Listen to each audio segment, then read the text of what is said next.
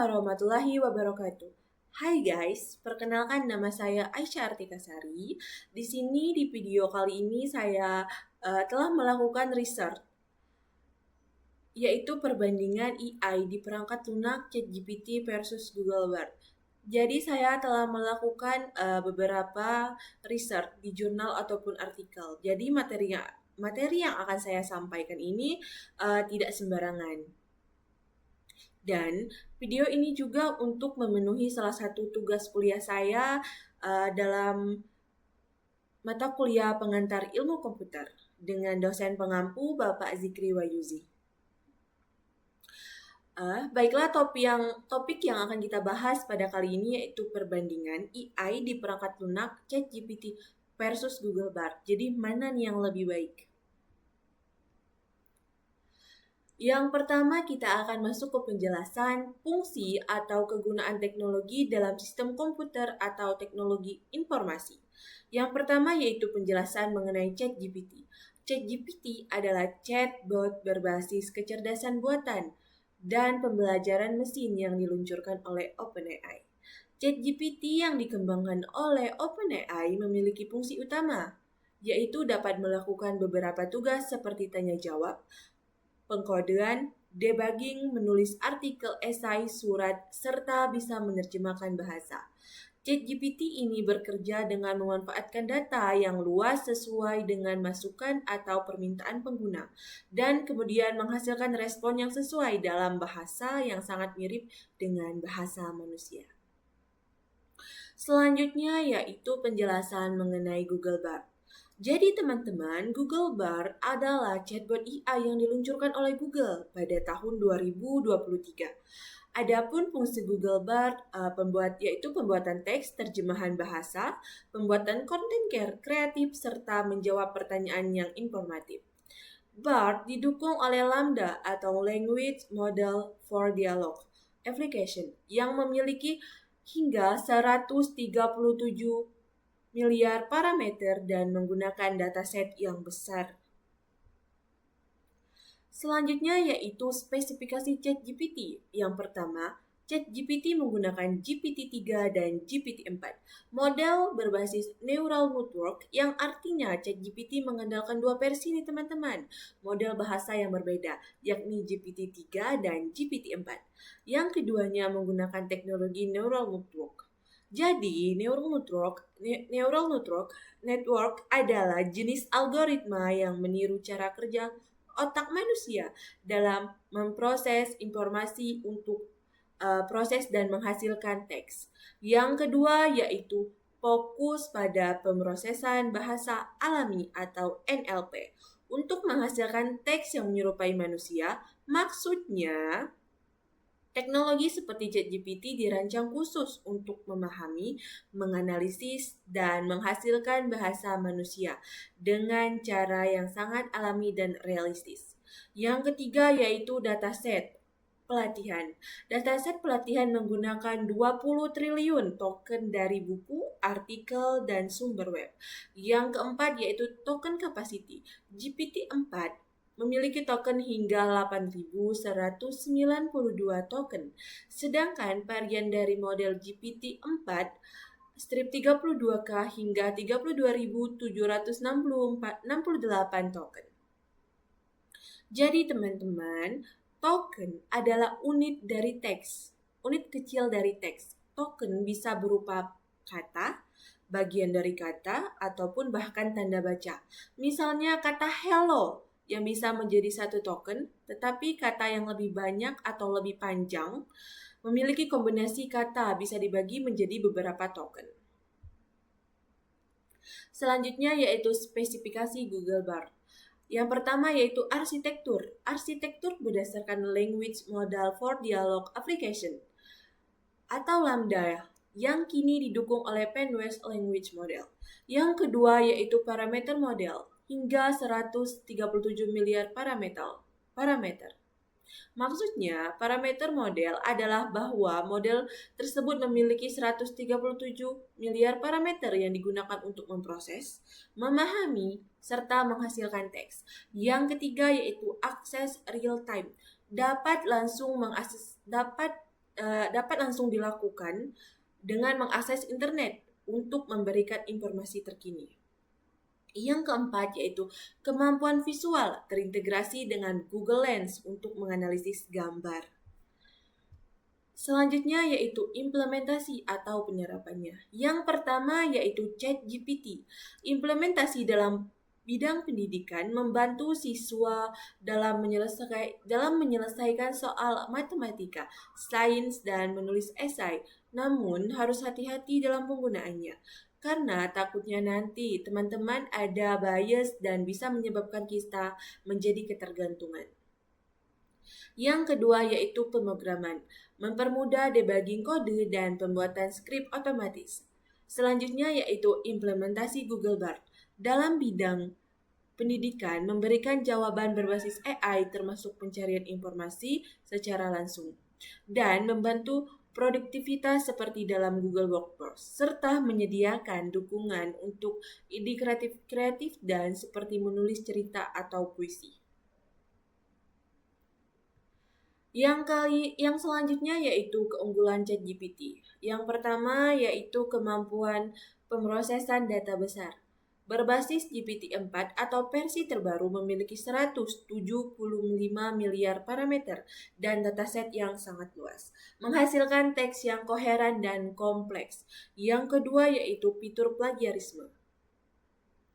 Dapat mendeteksi plagiarisme yang tidak tersedia di Bard. Yang ketiga yaitu kecepatan dalam pengujian akademik dan profesional. Sangat baik dalam menjawab pertanyaan ujian profesional. Yang keempat yaitu kemampuan khusus NLP. Unggul dalam pembuatan konten, pemrograman, debugging, dan terjemahan bahasa dengan presisi tinggi. Yang terakhir yaitu integrasi dan ekosistem. Telah terintegrasi dengan berbagai platform Microsoft seperti Bing, Edge, dan Teams, serta memperluas fungsionalnya. Selanjutnya, ChatGPT juga memiliki kelemahan seperti satu, keterbatasan data. Model dasar hanya memiliki data hingga 2021 untuk versi gratis, sehingga kurang relevan untuk informasi terbaru. Yang kedua yaitu masalah halusinasi. Kadang-kadang menghasilkan informasi yang tidak akurat dan tidak relevan dalam konteks tertentu. Yang ketiga yaitu keterbatasan kreativitas. Dalam dialog kurang ekspresif dibandingkan Bard dalam menghasilkan tanggapan dialog yang lebih alami dan emosional. Adapun yang terakhir yaitu privasi dan keamanan. ChatGPT memiliki potensi resiko kebocoran data dan penyalahgunaan oleh pihak tertentu. Selanjutnya yaitu keunggulan Google Bard. Jadi yang pertama yaitu akses data real time. Maksudnya adalah terhubung langsung dengan internet, memberikan informasi terkini yang lebih akurat dibandingkan ChatGPT. Yang kedua yaitu fokus pada kreativitas, sangat baik dalam menghasilkan teks kreatif seperti puisi, cerita, dan narasi. Yang ketiga yaitu antarmuka ramah pengguna, dirancang agar lebih mudah dipahami oleh semua kalangan termasuk anak-anak. Yang keempat yaitu integrasi dengan ekosistem Google. Mendukung integrasi dengan Google Workspace seperti Doc, Sheet, Classroom, dan membuatnya berguna untuk produktivitas. Yang kelima itu biayanya gratis, tidak memerlukan langganan berbayar seperti ChatGPT Plus. Yang selanjutnya yaitu kelemahan Google Bard. Yang pertama yaitu kapasitas model yang lebih kecil, memiliki hanya 137 miliar parameter, jauh lebih sedikit dibandingkan ChatGPT, membatasi keluasan responnya. Yang kedua yaitu kesalahan pada informasi kompleks, lebih sering memberikan jawaban yang tidak akurat dalam pengujian profesional dan tugas teknis seperti pemrograman. Yang terakhir yaitu keterbatasan cyber security, kurang efektif dalam mendeteksi dan menangani masalah keamanan. Selanjutnya yaitu kesimpulan. Berdasarkan perbandingan antara ChatGPT dan Google Bard, yang sebelumnya saya sudah melakukan research, kedua teknologi ini melakukan keunggulan dan kelemahan yang saling melengkapi nih teman-teman, sehingga penggunanya dapat disesuaikan dengan kebutuhan. Jadi, teman-teman, ChatGPT unggul dalam ketepatan akademik, kemampuan teknis, dan fitur seperti deteksi plagiarisme. Meskipun terbatas pada data hingga 2021 untuk versi gratisnya. Sementara itu, Google Bard menawarkan akses real-time ke informasi terkini, kreativitas tinggi dalam pembuatan konten, dan integrasi erat dengan ekosistem Google. Meskipun kurang akurat untuk tugas teknis dan tidak memiliki fitur plagiarisme.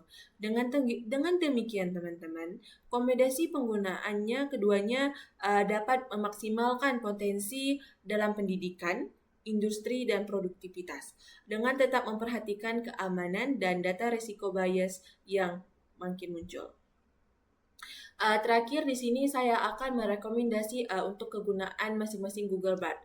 Untuk dalam bidang kreativitas, Google Bard sangat cocok nih digunakan untuk brainstorming, ide kreatif seperti menulis puisi, cerita pendek, atau narasi. Selanjutnya juga informasi real time untuk misalkan jika teman-teman untuk membutuhkan informasi terkini atau topik yang membutuhkan pembaruan data secara langsung. Bard sangat ideal nih teman-teman karena terhubung langsung dengan internet. Selanjutnya yaitu kolaborasi. Jadi Google Bard ini memiliki kolaborasi manfaat integrasi Bard dengan Google Workspace seperti membantu menyusun dokumen di Docs, maaf teman-teman. Selanjutnya yaitu menganalisis data sheet atau membuat presentasi slide. Selanjutnya yaitu saya rekomendasi juga untuk penggunaan ChatGPT. ChatGPT juga sangat cocok dalam bidang pendidikan. Gunakan ChatGPT untuk mendukung proses pembelajaran seperti membantu siswa menjawab pertanyaan matematika atau sains, menulis esai, dan menerjemahkan bahasa.